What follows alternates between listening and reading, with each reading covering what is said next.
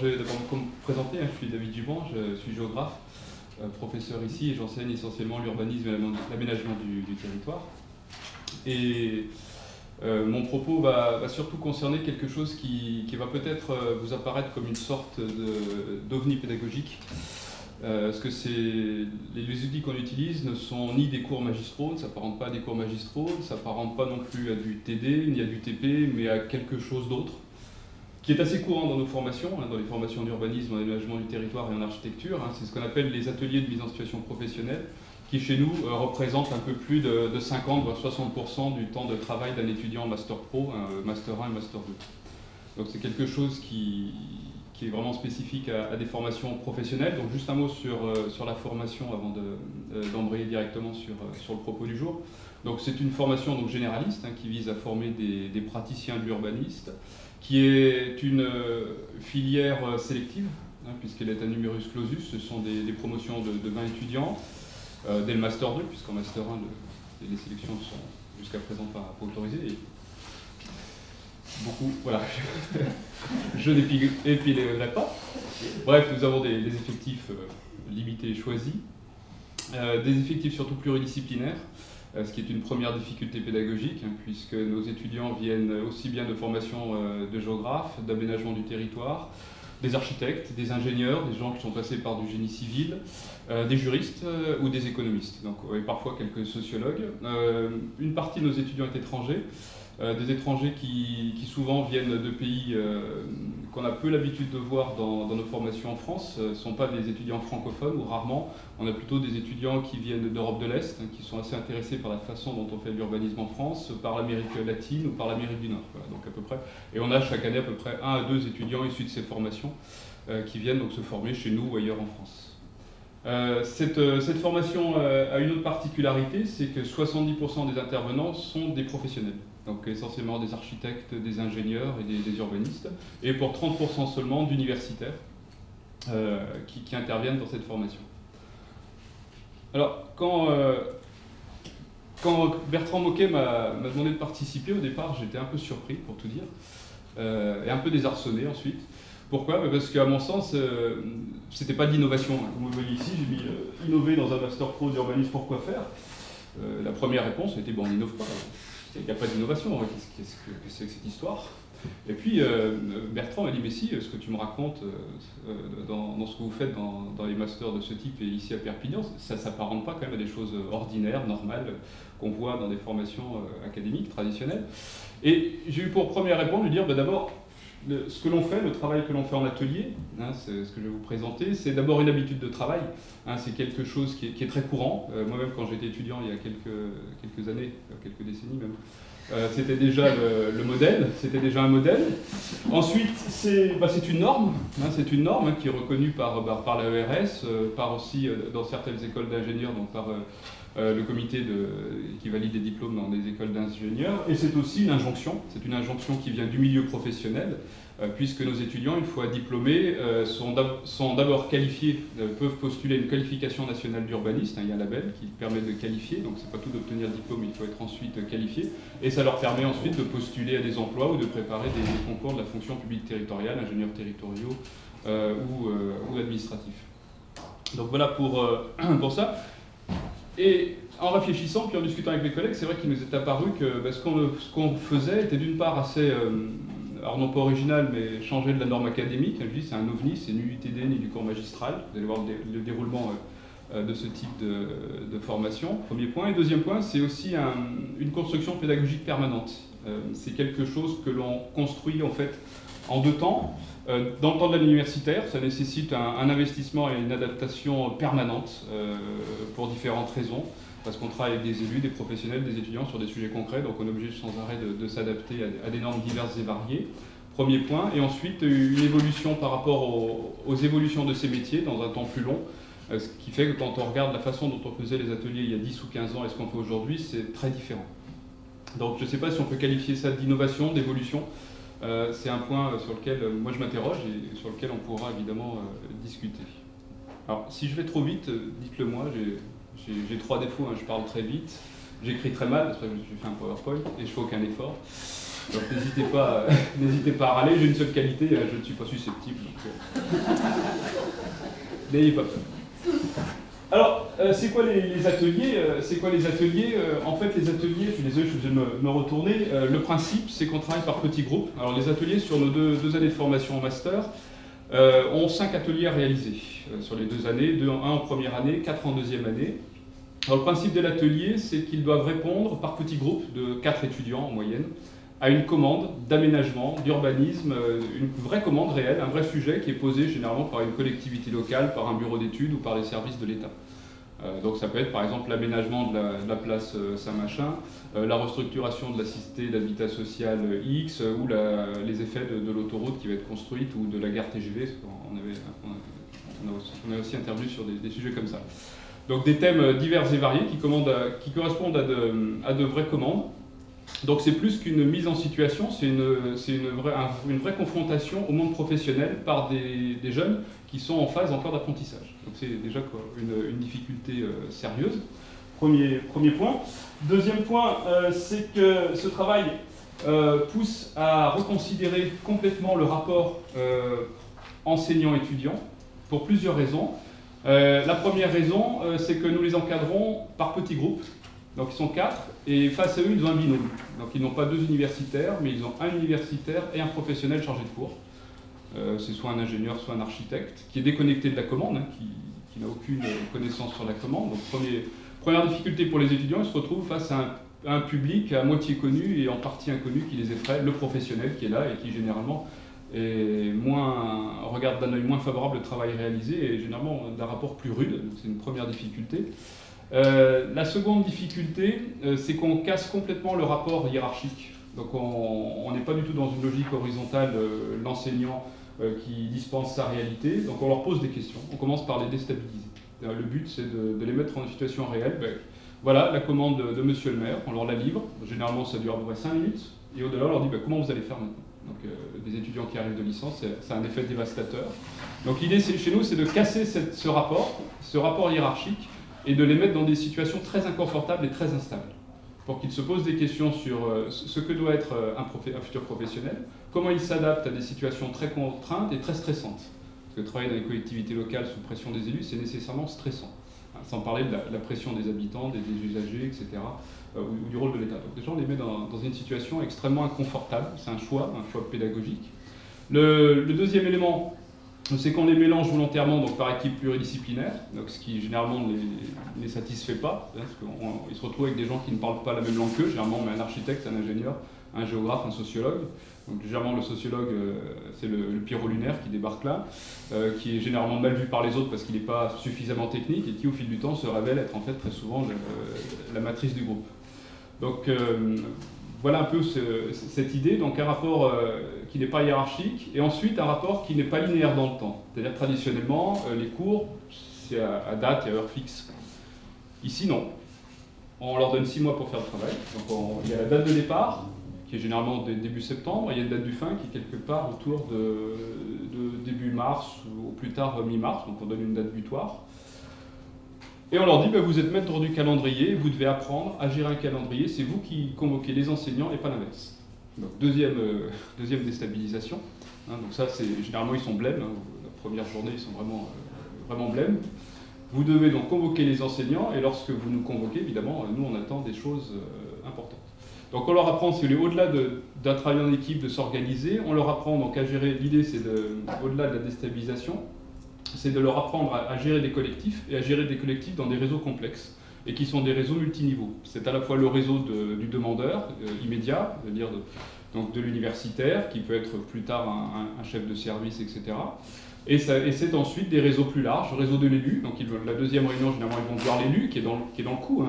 Les élus, les techniciens qui nous passent les commandes sont dans le coup, donc ils attendent l'arrivée des étudiants, et ensuite, comme ça, progressivement, donc on a, nous, évidemment, un fil directeur, mais qu'on ne montre pas aux étudiants.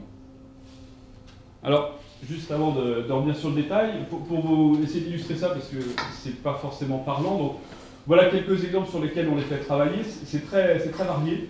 Donc, alors je les ai mis ces 2 exemples parce que c'était aussi derrière des innovations plus ou moins techniques et pédagogiques. Donc on les fait travailler sur des sujets divers et variés. Un des plus traditionnels, c'est ce que vous avez ici à droite, c'est la restructuration, requalification d'espaces publics. Donc c'est un travail qu'ils ont fait cette année dans le village de Morias-las-Sillas, où la commune avait demandé, dans un contexte préélectoral assez tendu, avec une opposition municipale bien énervée, de réaliser un projet juste avant les élections. Donc il y avait la complexité électorale, ils étaient au courant de la donne, et on a rajouté une couche en leur disant qu'on attendait d'eux, non pas une maquette manuelle, mais une maquette vidéo en 3 dimensions, etc., qu'ils devaient construire eux-mêmes et se débrouiller par eux-mêmes, puisque la commune toute petite n'avait même pas le fonds cadastral. Donc ça a été des difficultés à la louche. Sachant qu'en parallèle de cet atelier, donc cet atelier projet urbain, ils ont 4 autres ateliers à mener de front. Donc en 6 mois, ils n'ont pas un atelier, mais 4, plus les cours, plus souvent parfois plus la préparation au concours qui leur est imposée, plus des conférences, plus des sorties, etc. etc. Donc on leur demande aussi d'être efficaces, très efficaces. Deuxième exemple pour illustrer la variété des sujets, hein, parce que c'est vraiment très très varié. Autre exemple, par exemple, c'était ici la réalisation de cartes de Gulliver, c'était d'ailleurs dans ce bâtiment. Dans le cadre de la réalisation du plan vert de l'université, on leur a demandé de mettre en place toute une structure de concertation des usagers et de mise en place donc, de réflexion sur le plan vert de l'université. Alors c'était un deuxième travail, puisqu'ils avaient fait le même travail pour la ville de Perpignan, au Moulin à Vent et au quartier Saint-Jacques, où ils avaient réalisé les mêmes choses.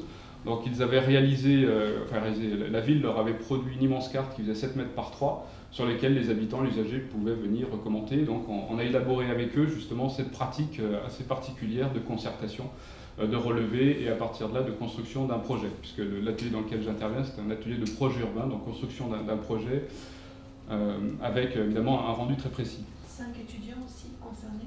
Voilà, 4 à 5 étudiants, c'est plutôt 4. Hein. Sur celui-ci, le travail était un peu plus lourd, donc ils étaient 5, hein, mais c'est généralement plutôt 4 étudiants. Voilà, et en parallèle, donc on a à peu près 5 groupes à gérer en même temps. Ce qui est aussi pour nous une difficulté, parce que ce sont 5 sujets complètement éclatés sur lesquels on n'est pas nécessairement spécialiste. Alors, quels sont les objectifs parce que ça peut paraître comme purement sadique, ça l'est, évidemment, ça n'a pas pour seul objectif d'être purement sadique. Alors, l'intérêt, c'est d'abord pour nous, c'est de répondre à ce que doit être un étudiant titulaire d'un master. C'est-à-dire qu'un étudiant titulaire d'un master, quel qu'il soit d'ailleurs en urbanisme ou en aménagement, a pour vocation d'occuper un emploi de cadre. C'est sans doute très ambitieux, mais ça nous paraît être la moindre des choses, et particulièrement en urbanisme. Donc, être cadre, c'est pas être seulement un technicien, c'est être capable de faire 2 choses. C'est tout d'abord être capable de gérer des équipes, donc de connaître des outils techniques, mais d'aller au-delà de ces outils, premier point.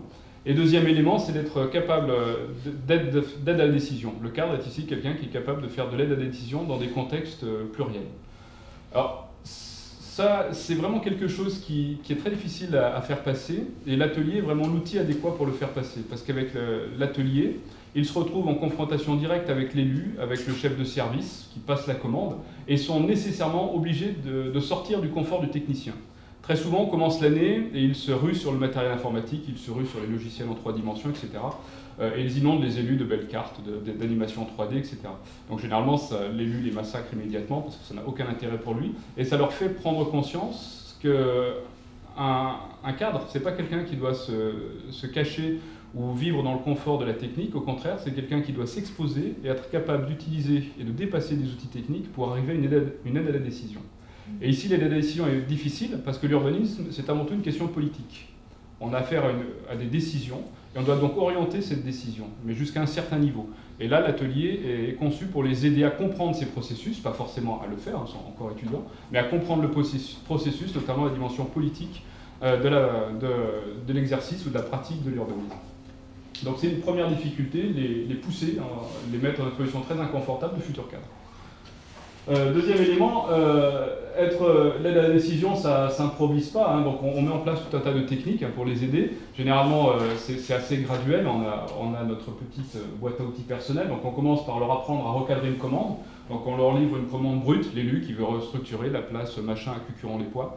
Donc on commence à leur dire, mais questionnez d'abord en équipe la pertinence de la commande. Est-ce qu'elle vous paraît pertinente au regard de l'évolution de la commune, au regard de son projet urbanistique, projet politique, etc. Et très vite, ils se rendent compte que non. Et qu'il faut donc, d'une part, la renégocier, la retailler, et ensuite la renégocier avec le commanditaire qui n'a pas forcément envie de l'entendre. Parce que l'élu, il a une idée, bon, voilà, il faut le faire, point. Donc, première difficulté. Ensuite, il faut, au fur et à mesure du temps, dans le premier temps de l'atelier, faire sortir les dits et les non-dits et les explicites de la commande auprès de partenaires divers et variés. Parce que dans une commande, l'exemple de Maria Stassillas, on avait le point de vue du maire, le point de vue du chargé de l'élu à l'urbanisme, le point de vue du directeur des services, le point de vue de l'architecte des bâtiments de France, parce que l'église était classée monument historique, etc., etc. Donc il faut faire sortir tout un tas d'éléments, et là ce sont des outils qui ne sont pas des outils techniques, hein, mais qui s'apparentent plutôt, j'y reviendrai tout à l'heure, à des savoir-faire professionnels et aussi des savoir-être. Ce qui est déjà plus délicat à apprécier, mais que seule la pratique de l'atelier peut révéler. Alors on a quand même un volet technique, hein, donc on a notre côté innovation technologique, hein, à minima, même si on ne mobilise pas pour l'instant Platinium. Donc on a un peu d'innovation technologique, donc on leur apprend donc, à établir des diagnostics de territoire en utilisant des outils assez contemporains en matière d'informatique, hein, les systèmes d'information géographique, la cartographie 3 dimensions, la gestion de bases de données. Mais on considère, c'est là où on est doublement pervers, on considère que ces outils ont été acquis. On considère qu'ils ont été acquis dans la licence. Donc on est relativement attentif au parcours aussi de nos étudiants, et ceux qui n'ont pas acquis ces dimensions, parce qu'ils viennent de sociologie, de droit, donc on met en place des modules d'adaptation. On a un collègue, enfin un chargé de cours, à qui on a dégagé une dizaine d'heures ou un peu plus parfois, pour prendre en petits groupes et donner les rudiments. Sachant que nous, notre ambition, c'est de ne pas former des techniciens, mais des gens qui connaissent la technique suffisamment pour ne pas être dupes, ou en tout cas pour pouvoir la dépasser, voire la transcender. Donc on a cette dimension-là. Enfin, donc, deux autres objectifs, c'est travailler en équipe pluridisciplinaire, ce qui veut dire, en fait, surtout apprendre à gérer les conflits internes et externes au groupe. Donc, on les laisse s'engueuler entre eux. C'est le premier constat. Généralement, au bout d'un mois, ils arrivent en disant qu'ils ne supportent plus leur petit camarade, qui est vraiment un feignant, alors que l'autre est un tyran. Donc, on leur explique que ce n'était pas notre problème. Donc, on les redéstabilise, ce n'est pas notre problème, vous êtes grands, vous êtes tous entre 20 et 25 ans, c'est pas comme ça qu'on procède dans le monde professionnel. Et on leur donne quelques pistes quand même pour apprendre à gérer les conflits, apprendre à identifier en fait les points d'achoppement et les dépasser, et arriver à un consensus. Et ça passe notamment, là par le biais informatique, on leur demande de mettre en place des comptes rendus de réunion avec les élus, avec nous et entre eux. Donc chaque fois que le groupe se réunit, même à la cafette, n'importe où, ils doivent établir un compte rendu qui doit être validé par l'ensemble des membres du groupe avant d'être déposé sur un intranet ou sur des systèmes variés. Ce qui permet donc nous d'avoir un regard et eux aussi de se poser des questions. Et de dire, attends, mais j'ai pas tout à fait dit ça, et les explicites, les non-dits sortent et permettent de faire avancer le schmilblick. Alors c'est un peu dur au départ, mais généralement, au bout de 2-3 mois, le système arrive à fonctionner. Donc dépasser les conflits, partager la gestion des tâches. Donc on leur explique dès le début de l'année qu'ils vont être submergés par le travail, et donc il faut être efficace, qu'ils ne pourront pas tout faire, qu'ils ne pourront pas tout maîtriser, et qu'il faut donc apprendre à travailler en équipe. Mais apprendre à travailler en équipe, c'est se faire confiance, 2, en fonction des compétences des uns et des autres, partager efficacement le travail et mesurer l'efficacité du travail. Donc on leur fournit des petites grilles dans lesquelles ils doivent insérer les missions types, les dates butoirs, le résultat, et évaluer eux-mêmes leur propre progression par rapport à cela avant de nous la soumettre. Donc on a aussi cet aspect qui est très professionnel, hein, c'est ce qu'on trouve dans les bureaux d'études ou dans les agences d'urbanisme de façon assez courante, mais on l'intègre dès le master, notamment en master 2. Donc ce qui revient à gérer un calendrier, à piloter des réunions avec des partenaires différents. Là c'est assez rock'n'roll. Hein. Pour vous donner un exemple, cette année ils ont travaillé pour l'agglomération, une commande de Jean-Paul Albuy, qui est quand même un personnage, qui est un urbaniste célèbre, et pour qui c'était la dernière étude avant son départ à la retraite. Donc il y avait une pression très forte. Et on a envoyé les étudiants directement rencontrer Jean-Paul Albuy, organiser avec lui les réunions avec les chefs de service, les DGS de l'agglo, etc. Donc on avait des étudiants tremblants, terrorisés. Ça s'est très bien passé, parce qu'évidemment les choses ont été préparées en amont. Et finalement, les gens de l'agglomération, les élus, ont été assez séduits par l'évolution des étudiants, qui sont passés du petit étudiant timide à quelqu'un capable, en situation professionnelle, froidement, pendant que parfois les élus s'engueulaient ou les techniciens s'engueulaient entre eux, mais capable de surmonter cela, et établir un consensus pour arriver finalement au projet. Donc ça peut, vous voyez, parfois, souvent ça marche. Donc se positionner aussi face à une hiérarchie, donc on leur apprend à dire non, parce que les élus ont tendance à toujours plus, à leur dire bah non, là c'est pas raisonnable pour des raisons budgétaires, pour des raisons techniques, etc., etc. Donc à marquer une rupture, hein, c'est dans l'aide à la décision. Et se positionner par rapport à une hiérarchie aussi, savoir parfois obéir, hein, parce que même si la décision ou l'ordre du maire est stupide, bah, c'est qu'il y a lui le commanditaire, et donc à un moment il faut aussi exécuter. Et là on arrive à des questions d'éthique, et c'est arrivé que certains groupes, les discussions rejoignent l'éthique professionnelle. Jusqu'où doit-on aller dans une commande et la réalisation d'un projet. Voilà. Et enfin, bon, des éléments classiques comme apprendre à diffuser une information professionnelle. Donc les moyens qu'on met en œuvre, alors c'est un peu un inventaire à la prévue, hein, ça revient sur ce que j'ai dit, donc on décloisonne des pratiques pédagogiques, hein, on a un enseignement d'un enseignement vertical à un enseignement très horizontal, on est en réseau d'acteurs, on est dans une structuration de réseau, donc très rifiée, qui est très complexe à gérer quand même, hein, parce que autant le binôme dans lequel on travaille, les choses sont assez simples, mais dès l'instant où on a un trinôme avec un élu, hein, ou plus avec un technicien, un DGS, ça devient plus compliqué et il faut sans arrêt passer du temps pour être sûr qu'on ait le même niveau d'information et le même niveau d'exigence. Donc c'est facile à mettre au tableau, un peu plus difficile à expérimenter. Donc enseigner avec un réseau d'acteurs non pédagogiques, c'est aussi difficile. Et la difficulté, c'est pas tellement que les gens ne jouent pas le jeu, c'est que les gens jouent trop le jeu. Une des difficultés qu'on rencontre, c'est souvent l'élu ou le technicien qui joue, alors, entre guillemets, au professeur d'université, et au lieu de guider l'étudiant dans la réalisation technique ou politique d'un projet, va se mettre à sortir des grandes théories urbanistiques ou des grandes théories académiques qui sont contre-productives. Donc ça, c'est un des écueils qui est très difficile à gérer. Donc comment expliquer à un élu que c'est pas ce qu'on attend de lui? Si lorsqu'il est député, ça nous arrive une fois, c'est un peu compliqué. C'est ce genre de difficulté auquel on est confronté. Voilà, donc la question de l'éthique professionnelle, elle se pose dès la première année, et elle se pose en permanence en fait, puisque comment est-ce qu'on doit considérer l'étudiant? On n'est pas dans le cours magistral, on n'est pas dans le TD, pas dans le TP, on l'envoie au feu, hein, c'est vraiment le mot juste. Est-ce que c'est un futur professionnel? Non, c'est pas un futur professionnel. Il ne peut pas demander à un étudiant de Master 1, de Master 2 qui débute d'être un futur professionnel, de se comporter comme un futur professionnel. Donc pour nous, c'est plutôt un apprenti. C'est la figure de l'apprenti dans le sens noble du terme. Donc il est là, il est en phase d'apprentissage. Ils se confrontent à une réalité professionnelle et on leur explique qu'une fois sortis du master, ils ne seront pas pour autant encore des professionnels, ils deviendront de jeunes ouvriers, hein, je reprends un peu l'image classique qu'on avait autrefois, qui devront encore se former pendant plusieurs années. D'ailleurs chez nous, la qualification d'urbaniste ne s'obtient que 5 ans après la sortie du diplôme. Ce qui est assez difficile à faire avaler à des étudiants qui arrivent à Bac+5, qui ont parfois une certaine idée d'eux-mêmes, qui en plus en bavent pendant toute l'année pour leur dire ben maintenant la difficulté commence pour vous.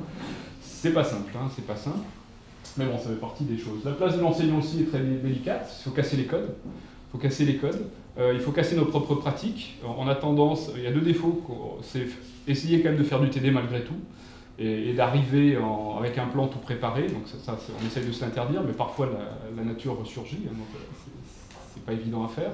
Et la seconde, ben, c'est pas être donneur de leçons, et leur dire parfois, ben, moi je sais pas. Il nous arrive parfois, on a eu un cas, voilà, comment on fait? J'en ai aucune idée, absolument aucune idée, ça fait partie du processus. À vous de trouver le bon interlocuteur parmi le vivier de professionnels du master qui va être en mesure de déminer la situation, vous donner la bonne réponse ou de vous aiguiller vers la bonne réponse. Donc au début, quand moi j'ai commencé, j'étais gêné, je n'osais pas dire je sais pas, donc on brode, on fait le malin. Et puis généralement c'est la catastrophe, au bout d'1 ou 2 ans on commence à comprendre que la solution la plus intelligente et la plus constructive c'est effectivement de dire non je ne sais pas, c'est normal.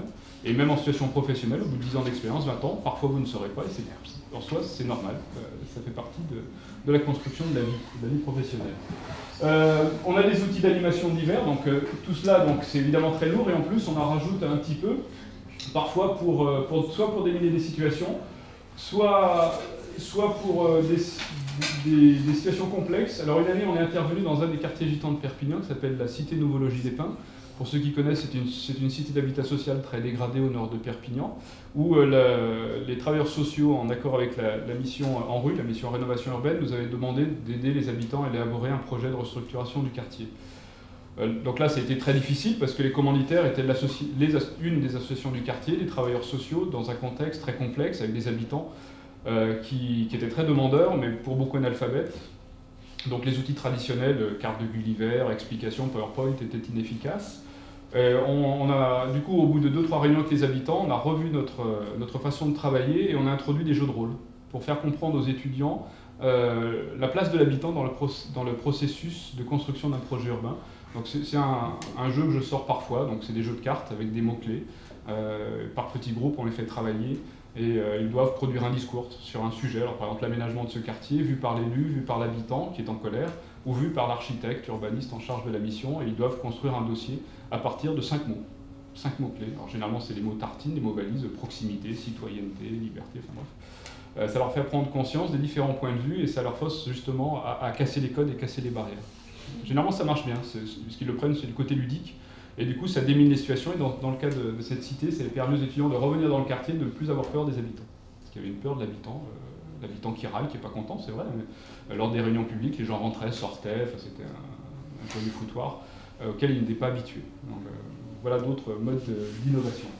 Alors, je me suis essayé à l'exercice délicat du bilan. J'espère que je n'abordais pas du temps de parole. Si, bon, c'est la dernière diapo, Bertrand. Je pensais faire court, finalement, j'ai fait long. Donc, le bilan. J'essaie d'être honnête, hein, c'est pas mon habitude. Les avantages et les inconvénients. Les avantages et les inconvénients. Alors les avantages rapidement, c'est la polyvalence. Donc les étudiants apprennent rapidement à être très polyvalents. L'adaptabilité, s'ils ne le sont pas, c'est-à-dire vraiment, c'est qu'on a raté le truc. Ce qu'on appelle la diplomatie urbaine, ce qui est pour nous un point très important dans l'aide à la décision. Et aussi se positionner et dire non. Un cadre, c'est quelqu'un qui doit être capable aussi de dire non, ce qui n'est pas facile. Alors dans les inconvénients, c'est déstabilisant.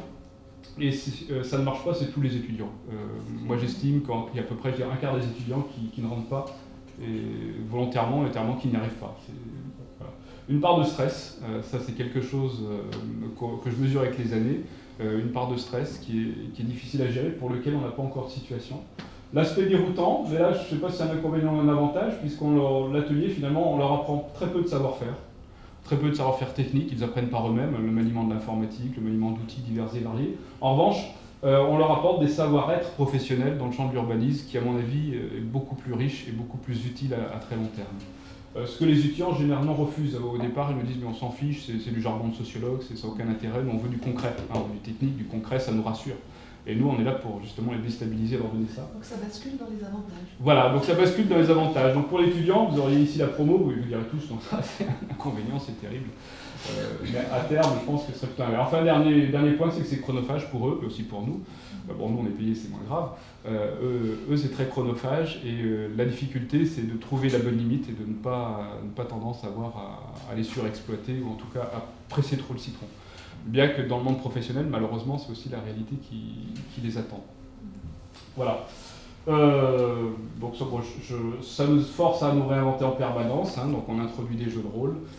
Et en tout cas, je vous remercie pour votre attention et votre patience.